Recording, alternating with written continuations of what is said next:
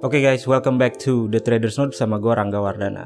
Dan seperti biasa kita sudah memasuki weekend, dan yang gue lakukan di hari weekend adalah membuat yang namanya video analisa mapping forex untuk mempersiapkan trading selama 1 minggu ke depan. Nah, bagi kalian masih pemula dan baru mengikuti YouTube channel saya, boleh kalian cek video di deskripsi ya. Di situ gue ada kasih gimana caranya kita bikin watchlist dulu berdasarkan custom currency strength dan weakness. Lalu dari situ baru kita menentukan cara entry di market itu seperti apa. Bagi kalian yang juga masih bingung gimana cara entry di market, boleh cek juga di video di link di deskripsi. Di situ gue udah bikin sebuah trading system namanya adalah trendline break and retest, dan juga ada beberapa video mengenai indikator apa yang saya gunakan. Saya menggunakan 3 moving average ya kalau untuk moving average. Selain itu juga gue juga taruh link di atas ini ya. Itu ada 2 playlist. Yang pertama adalah playlist mapping forex, yaitu seperti ini, gue mempersiapkan trading selama 1 minggu ke depan, dan juga ada playlist bongkar teknik forex di mana kita akan membreakdown entry yang kita tradingkan yang sudah lewat gitu ya, dan kita akan membreakdown bagaimana teknik entry-nya dan keputusan serta trading manajemennya itu seperti apa. Oke, sebelum kita mulai jangan lupa untuk klik like, subscribe, dan share. Klik juga link di bawah ini ya, gue taruh pin di komen untuk kalian bergabung di channel telegramnya The Traders Note. Mari kita masuk ke konten materi. Oke guys, sekarang kita sudah mulai masuk ke chart ya, dan seperti biasa pertama itu gue melakukan dulu ya, gue cek dulu berdasarkan custom currency strength dan weakness, baru gue bikin mapping. Dan di mapping itu yang gue lakukan adalah gue mengidentifikasi trend dan momentum ya. Biasanya kalau identifikasi trend dan momentum gue pakai template sederhana, yaitu gue pakai EMA 50 dan juga stochastic oscillator ya. Ini kalau di sini gue munculin. Nah, seperti ini. Jadi untuk melihat kalau dia tren naik, apakah dia ada divergence atau tidak, dan dia support resistance pentingnya itu di mana, kayak gitu. Oke. Kita mulai dari gold terlebih dahulu, dan selalu dilakukan dari higher time frame. Nah, higher time frame itu di daily atau di weekly, dan di sini gue melihat si gold ini ya dari daily chart. Itu kita melihat ini dia awalnya tren naik kuat, lalu dia drop kuat juga, dan dia ketemu area support. Gue juga bikin ini di mapping forex minggu lalu, dan ketika di bawah di sini kemarin dia terjadi double bottom ya, dan double bottomnya juga sudah ada yang namanya bullish divergence kalau di osilator.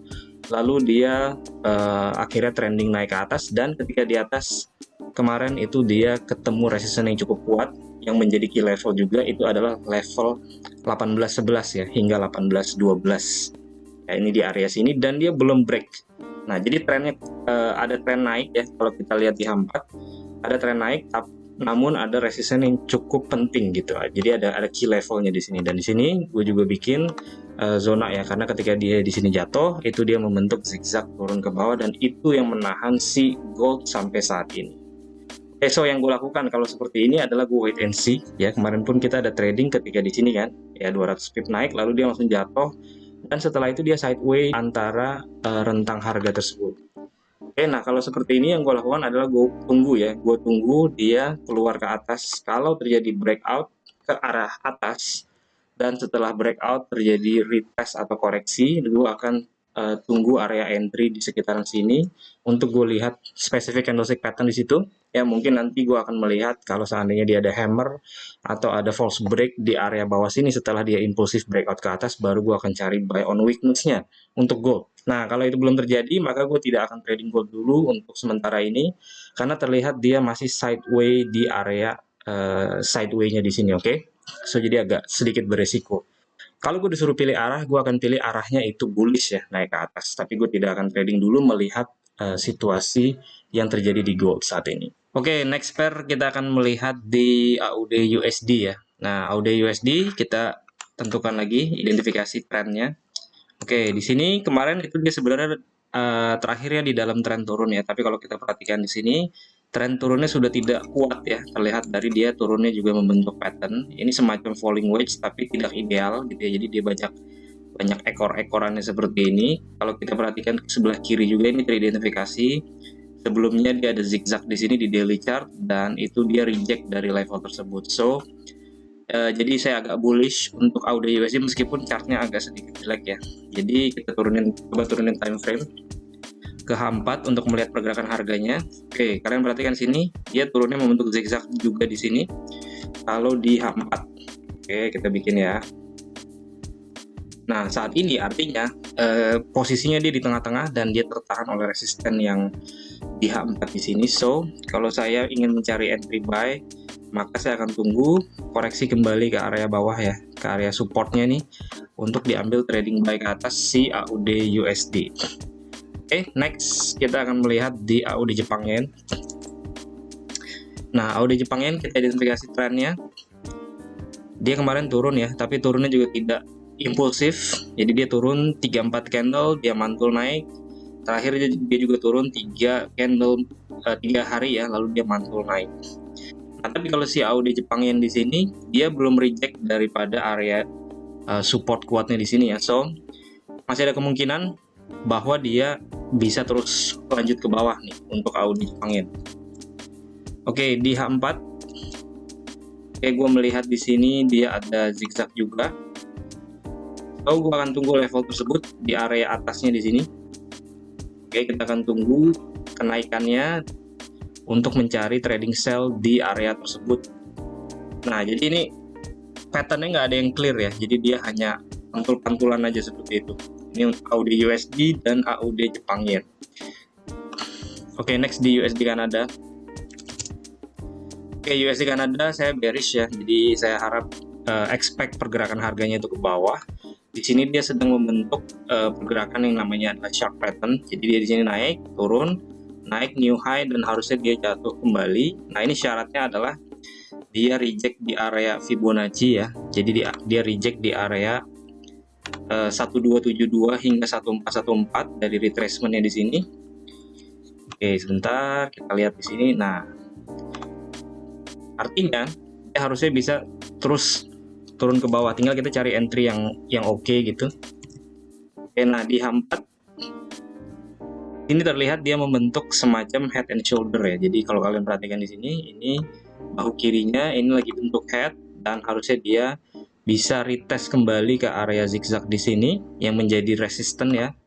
Lalu dia drop ke bawah. Jadi ini yang akan gue tunggu adalah sell on strength ya. Jadi kalau dia naik, saya akan tunggu level area 1.2500 hingga 2550 ya, 2560 untuk dicari trading sell ke bawah. Dan nanti kalau dia drop, kita bisa ukur targetingnya dengan Fibonacci di sini. Oke, kita ulang. Kita ambil Fibonacci, tarik dari bawah sini, tarik ke atas ya. Nah, dan itu target pertamanya adalah di level 1618 di sini ya. Oke, itu adalah 1.2320. Kalau dia bablas lanjut turun, maka nextnya dia akan menuju ke level 224 di sini di 1.2220. Ya, jadi saya harap untuk minggu ini kemungkinan dolar indeks US dollar harusnya bisa turun ya berdasarkan beberapa pattern yang ada di market. Oke, next kita akan melihat di Kanada Jepang Yen. Oke, di sini saya bearish ya untuk Kanada Jepang Yen. Kita identifikasi trend itu sebenarnya dia sideways dengan rentang yang besar, namun di area atas ini itu dia terlihat membentuk semacam head and shoulder ya. Jadi di sini dia left shoulder, di sini headnya, di sini dia turun membentuk new low di bawah daripada structure yang di sebelah kiri di sini. Ini retest bahu kanannya dan dia kemarin drop. Ini adalah retest kembali ke area structure-nya. Oke, so di sini gua akan tunggu di area 88.70 hingga 88.95. Oke. Di kisaran level tersebut gua akan tunggu reaksi harga, mungkin di H1 nanti membentuk semacam pattern ya. Misalkan ada head and shoulder kecil, double top dengan false break atau rising wedge misalkan, untuk dicari trading sell turun ke bawah. Jadi level areanya saya tunggu di sekitaran level tersebut. Bearish untuk Kanada Jepang Yen, tapi kita tunggu dia naik sedikit lagi dan membentuk reaksi harga yang bagus. Oke, next pair gue lihat di GBP New Zealand. Oke, GBP New Zealand. Nah, di sini dia terlihat sideways ya. Dia terlihat sideways, trennya sebenarnya naik ya.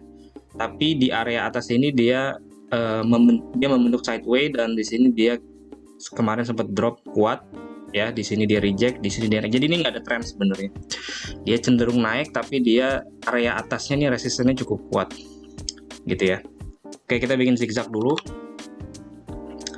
untuk melihat pergerakan harganya. Di sini gue melihat di sini dia naik, turun, naik new high.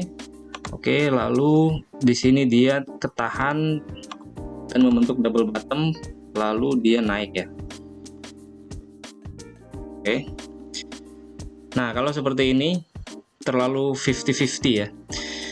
Jadi kalau di area atasnya itu cukup signifikan seperti ini, di sini ada double top. Kalau kalian perhatikan, double top di sini dia drop cukup kuat, dan harusnya kalau harga kembali retest area tersebut, ini kemungkinan bisa ditradingkan sell ya, dengan menggunakan, kalau dia terjadi rejection lagi di area tersebut 1.9900 hingga 9940 untuk dia drop lagi ke bawah. Mungkin di sini dia akan membentuk semacam trend line, kurang lebih seperti itu. Jadi ini agak tricky beberapa marketnya.